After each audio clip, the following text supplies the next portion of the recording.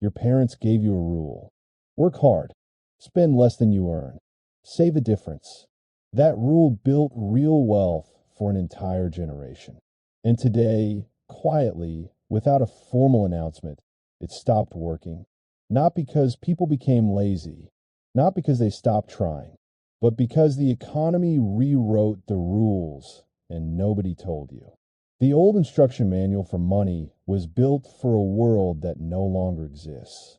A world where inflation stayed low, where one skill could sustain a career for 30 years, where putting money in a savings account felt like a strategy. That world is gone, and the gap between people who understand that and people who do not is growing wider every year. This is the story of how the rules changed, why they changed, and what that means for your money right now. Let us start with the instruction you received. For most of the 20th century, the financial advice that passed from parent to child was simple and it worked. Get a stable job, buy a home, pay into your pension, do not carry debt, keep money in the bank. The path was clear. The destination was predictable. If you followed those steps faithfully for 30 or 40 years, you arrived somewhere safe. That advice worked because the conditions it was designed for were stable. Wages grew at a pace that outran inflation. One career skill was enough to remain valuable. Savings accounts paid interest that actually meant something. The economy rewarded patience and predictability. But something started shifting beneath the surface. The first crack appeared in the relationship between wages and costs. For most of the post-war era, when productivity went up, wages went up with it. Workers produced more, and that value flowed back to them in the form of better pay. Economists called it the productivity pay link. It was the engine behind middle-class growth. That link broke sometime in the early 1980s. The Economic Policy Institute has tracked this gap for decades. Between 1979 and the early 2020s, productivity in the United States grew by nearly 62%. Hourly compensation for typical workers grew by only about 17%. The value being created by working people kept rising. The share of that value going back to workers did not keep pace. This was not a dramatic collapse. It was quiet, gradual, barely visible from year to year. But over decades, the gap became a canyon. And the old saving habit, designed for a world where wages and costs moved together, started to quietly fail. You could still save, but you were saving a shrinking share of a paycheck that was growing slower than the costs around it. And then came the second shift. The half-life of a skill collapsed. In 1980, if you learned a specific professional skill, the knowledge had real staying power. A journalist mastering a printing workflow, an accountant mastering a particular system, a manager mastering a particular industry process. That knowledge would remain relevant for 10, 15, even 20 years. The investment in learning had a long runway. Today, that runway is dramatically shorter. The World Economic Forum has repeatedly studied the pace of skill obsolescence. Their findings are consistent. By the mid-2020s, a significant share of core job skills are expected to become outdated within 5 years. AI automation accelerated that timeline for entire categories of knowledge work.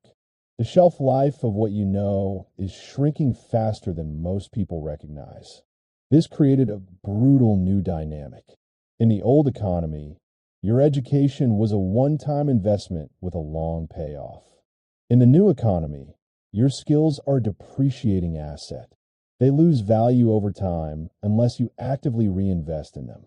And the people who are not reinvesting are not standing still. They are falling behind. But here is the part that makes this difficult to see. The falling behind is invisible at first. Your salary does not suddenly disappear. Your job does not vanish overnight in most cases. The erosion is slow. You earn the same amount for another year and another while the economy around you shifts.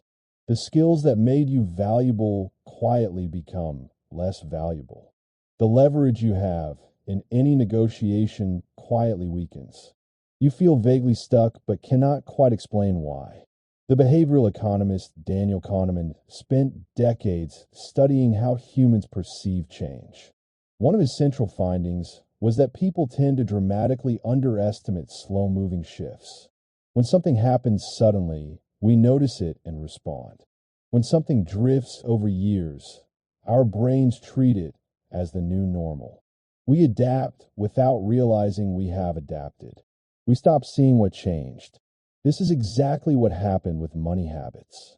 The rules changed slowly enough that the old habits felt like they were still working, until enough time passed that they clearly were not. Now consider what the savings habit was actually designed to do. When the old advice said save your money, it was built on one assumption. Your savings would grow in value over time, at least enough to outpace what things cost.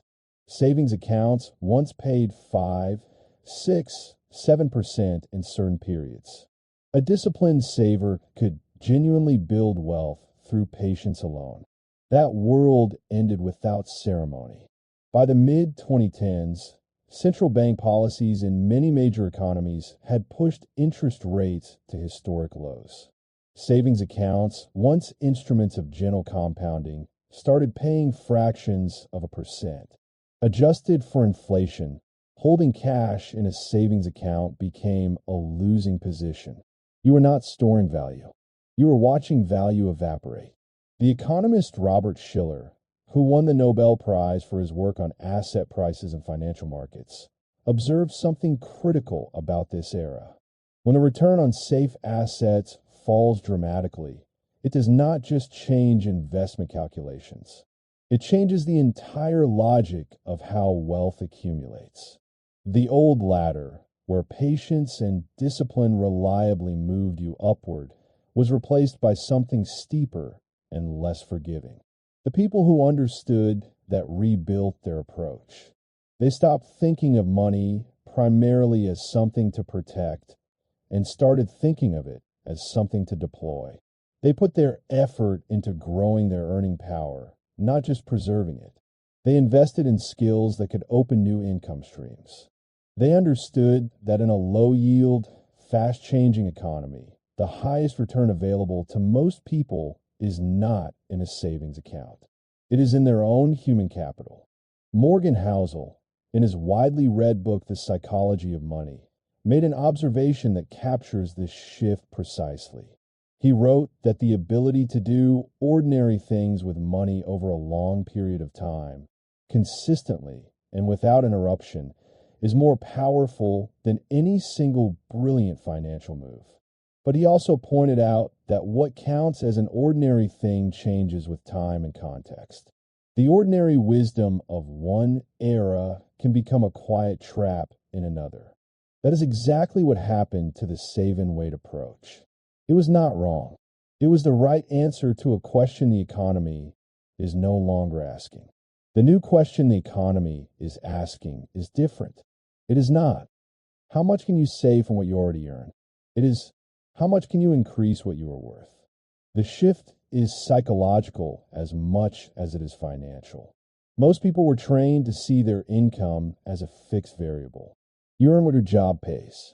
You work within that constraint. You save what is left over. The logic of the old system made that a reasonable position. There was no urgent pressure to change it.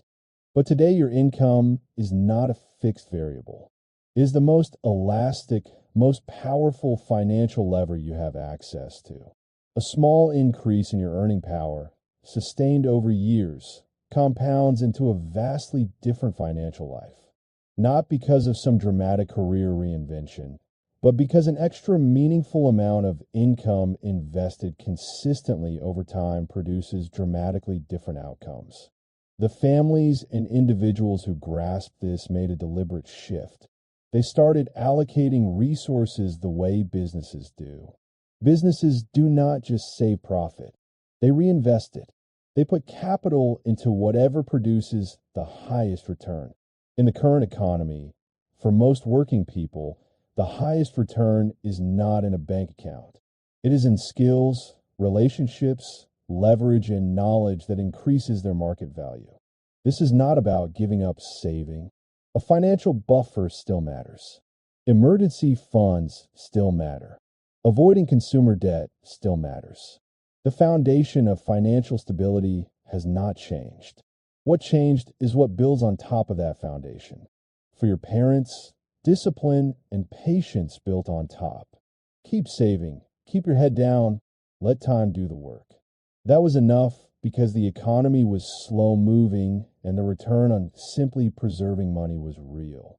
For you, building on top of that foundation requires something more active. It requires understanding which direction the economy is moving and positioning yourself on the right side of that movement. It requires investing in skills that create leverage. It requires seeing income not as a ceiling, but as something you build. The practical consequence of this is specific. Think about what you are currently doing to grow your earning capacity. Not your savings rate, not your investment portfolio, your earning capacity, the set of skills and knowledge and relationships that determine what the market will pay you next year compared to what it pays you today. If you have not examined that seriously in the last 12 months, the economy has already made that decision for you. Staying still in a fast-moving economy is not neutral. It is a slow, invisible fall. The old rule told you to spend less than you earn. The new rule asks you to earn more than you spend. Those two statements sound almost identical, but they describe completely different mindsets.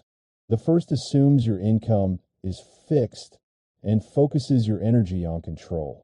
The second assumes your income is a variable you can influence and focuses your energy on growth. One leads to safety in a stable world. The other leads to freedom in an unstable one. The economy did not collapse. It did not announce a crisis. It simply changed the rules quietly over decades, the way a river changes course. Gradually at first, then undeniably. Your parents gave you a rule that worked perfectly for the world they lived in. Now it is your turn to understand the world you are actually living in and write the rules that belong to it.